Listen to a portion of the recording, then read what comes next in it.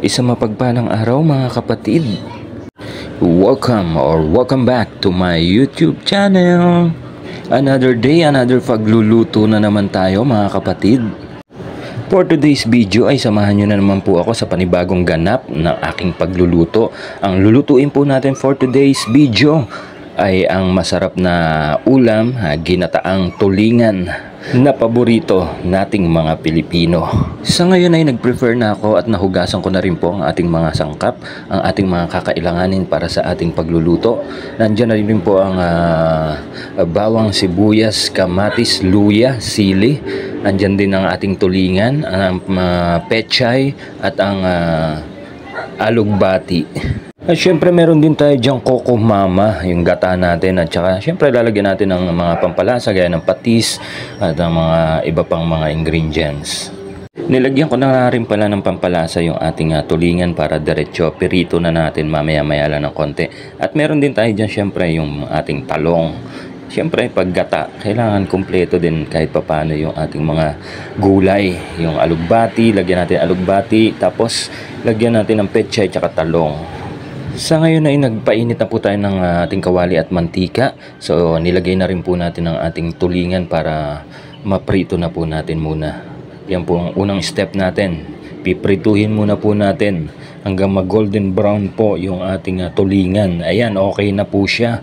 Medyo binaligtad ko na po siya. So kabila na muna yung piprituhin natin para pantay yung pagkakaprito. Syempre yung iba kasi medyo hindi pa hilaw pa, so malambot pa yon. So ayan, okay na po yung ganyang luto kasi mamaya isasahog na natin yan sa ating huling, yung pagkatapos natin ng lagyan ng gata, no? Ayan, nagprito na naman po ako uli ng pangalawang batch kasi mas marami po kasi yung tulingan, medyo maliliit po kasi yung hiniwa nung nag-ano dun sa palengke yung nagtitinda.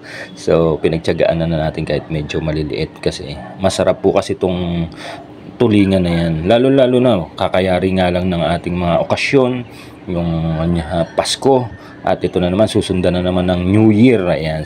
Sa ngayon ay magigisa na po tayo. Nilagyan na po natin ng luya, bawang, sibuyas, kamatis. Golden brown din po natin yan. So dyan na rin po ako naggisa ng ating mga sangkap, no? Kasi ayoko nang magpalit pa ng kawali para yung lasa ng pinagpirituhan natin nandyan pa rin, di ba? Para pag naggata tayo mamaya.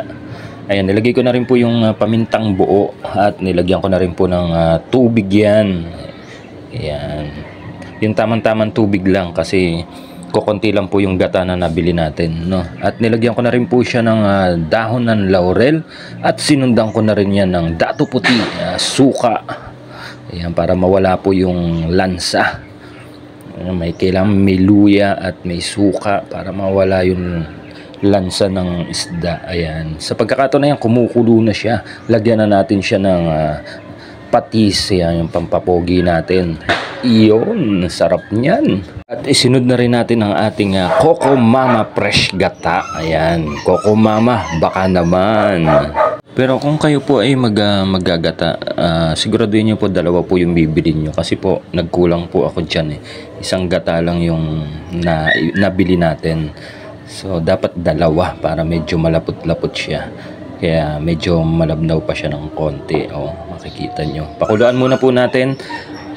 At maya-maya, tatanggalin ko po yung yung takip pala. Kasi ayoko pong yung gata natin kasi para pag kumulo siya, kailangan wala siyang hindi mabuo-buo yung gata. Kaya kailangan natin tanggalin yung takip. Ayan, bago pakuluan. Ayan, nilagyan ko na rin po ng siling haba yan. Yung kalati nga po pala ng ating piniritong tulingan ay sineparate ko para gusto po kasi ng aking partner ay meron din kahit pa paano pirito na maisasawsaw sa kalamansi at sili para na rin sa ipinirito ko na rin yung iba para yung kahalate sineperate natin para sa mga bata. Nilagyan ko na rin po yan ng asukal na pula para magbalanse yung lasa niya at konting asin. Ayan, para balansin, tamang-tamang timpla lang siya. Hinabol ko lang po yung yung lasa ng kasi nga po isa lang po yung nabili nating Coco Mama gata. Kaya hinahabol ko lang po yung lasa. Ayan, yan po yung isa-separate natin yung kahalate para sa mga bata rin, kahit papano sa mga anak natin. At syempre para rin sa aking partner kasi masarap po talaga yung nakaseparate din kahit papano yung may pinirito ka at saka meron kang gata. Pagkakataon na yan ay nilagay ko na po ang dahon ng alugbati. Masarap po kasi ang syempre maraming gulay sa ating nilulutong ginataan. Perfect na perfect po ito kasi syempre nakakasawa yung puro karne, manok, baboy, 'di ba? Kahit papaano mag-isda naman tayo sa ngayon. At sinundan na rin po natin yan ng huling sangkap natin ng ating gulay, dahon ng pechay.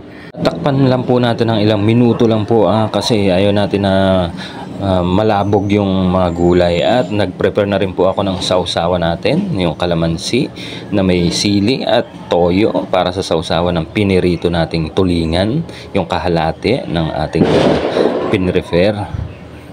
At syempre naghiwa na rin ako ng ating paborito, isa sa paborito natin, yung manggang hinog, yung panghimagas natin. Sarap niyan. Ayan, sa pagkakataon na yan okay na, kumukulo na, okay na rin yung mga gulay natin. Medyo halu-haluin lang po natin ng bahagyang bahagya. Ayan.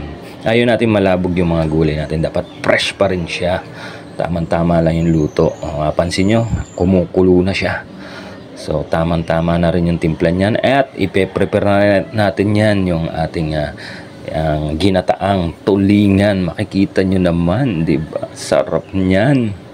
Sa mga hindi pa nga po pala nakasubscribe sa ating YouTube channel, please subscribe Rocky Pera para updated kayo sa ating mga ganap at ating mga bagong lulutuin. Sa pagkakataon na yan, all goods na po ang ating pinrefer na ginataang tulingan with alugbati. And then, charan! That's all lang po muna for today's ganap. Maraming salamat sa pagtanaw. Amping!